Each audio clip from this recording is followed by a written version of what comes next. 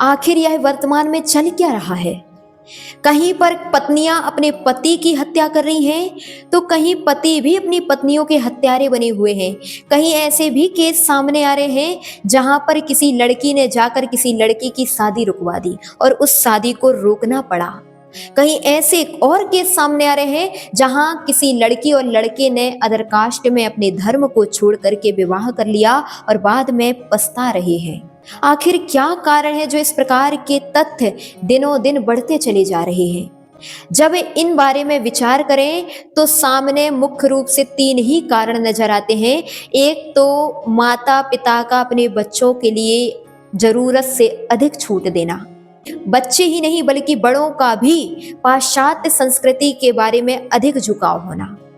तीसरा, live in relationship और प्रेम संबंध छोटी एज में ही हो जाना।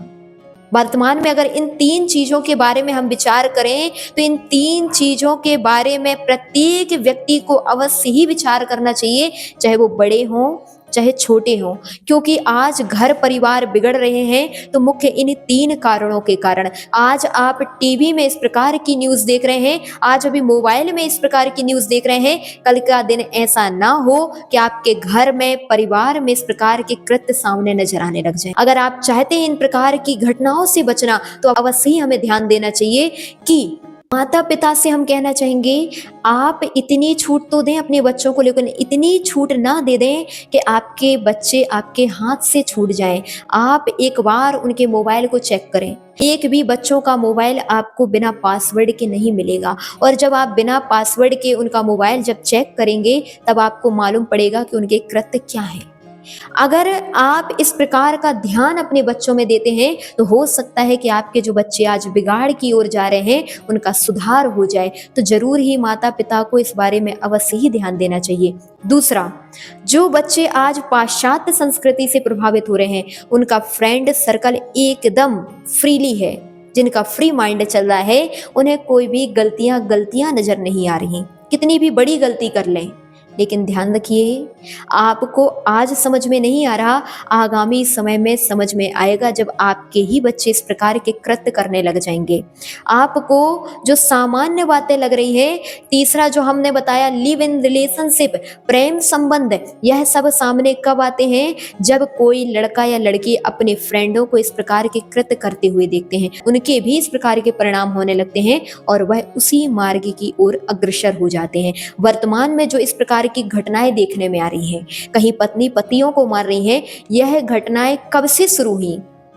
तो इस प्रकार की घटनाएं तभी होती हैं जब कोई लड़की कोई बड़ा कृत्य कर चुकी होती है और जब उसका कोई एक्स बॉयफ्रेंड, कोई और दूसरा लड़का उसको इस प्रकार की क्रियाएं करने में मजबूर करता है, तब वह लड़कियां बिना चाहते हुए भी इस प्रकार के कृत्य को कर बैठती हैं। और ये हुआ कैसे? यह हुआ लिव इन रिलेशनशिप से। छोटी उम्र में जब वह किसी लड़कों से प्रभावित हो गई और उन्होंने कोई कुकृत्य पहले ही कर लिया, तो हो सकता है कि उन लड़कों ने उनकी कोई क्लिप बना ली हो। अब वह लड़के बार बार ब्लैकमेल उन लड़कियों को कर रहे हैं। ये बात मैं प्रत्येक लड़कियों से कहना चाहूंगी कि आप अगर इस प्रकार के कार्य में अगर आगे कदम बढ़ा रहे हैं तो एक बार विचार अवश्य करना कि जिन लड़कों पे आप विश्वास कर रही हैं, जिन लड़कों से आप प्रभावित हो रही हैं, उनका एक बार बैकग्राउंड अवश्य चेक करना।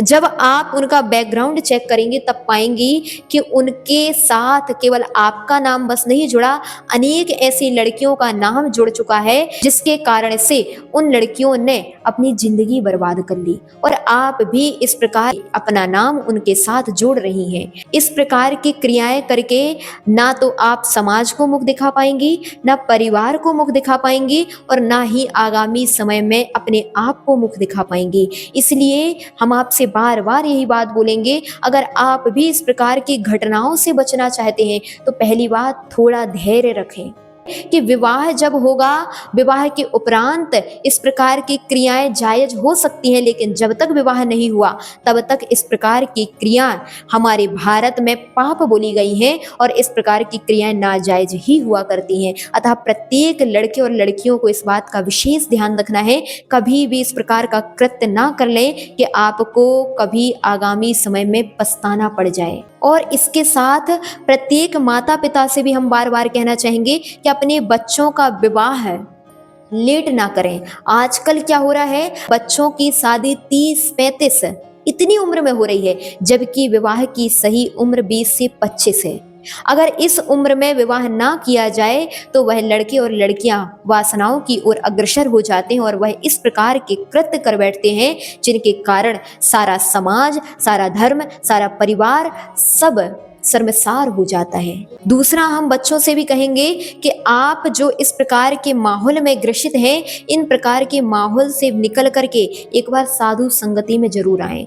जितना आप साधुओं के समागम में रहेंगे, हो सकता है कि जिस प्रकार के बिगाड़ में आप अग्रसर हो रहे थे, उनमें आप पीछे होकर के वास्तविकता का बोध कर लें। जब साधु आपको संबोधन देंगे, हो सकता है आपने जो गलतियां कर चुकी, वह गलतियों का आपको पछतावा हो जाए और आगामी समय में इस प्रकार की गलतियां ना करें, इस प्रकार का आप दृढ़ संकल्प ले लें। आज वर्तमान में भी देखा जा रहा है, जो बच्चे बच्चियां साधु संगति में रह रहे हैं, उनमें 80% तक बिगड़ने के चांस कम हैं। इसलिए प्रत्येक माता पिता से कहना चाहेंगे, अपने बच्चों को बचपन से ही धार्मिक संस्कार डालें, उनको साधु संगति में रखें, जिससे कभी आपको इस प्रकार की घटनाएं सामने देखने में अपने घर में ना आए।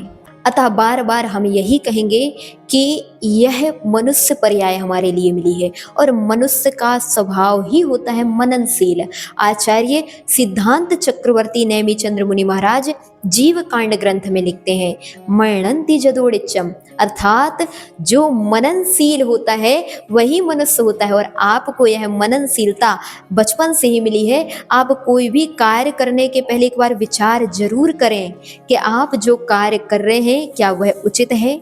आपके इस प्रकार के कार्य करने से क्या आपके माता पिता को शर्मसार नहीं होना पड़ेगा, क्या आपके परिवार को शर्मसार नहीं होना पड़ेगा, क्या आपकी समाज को शर्मसार नहीं होना पड़ेगा, और तो क्या कहीं आपको भी दूसरों के सामने मुख दिखाने में शर्म तो नहीं आएगी। अतः बार बार विचार करें और इस प्रकार के चिंतन करके, विचार करके अपने जीवन को सुधारने का और संभालने का पूर्ण प्रयास करें। वरना आपने अगर इस प्रकार की गलतियां कर ली तो आगामी समय में पछतावा के अलावा आपके हाथ में कुछ नहीं रहेगा।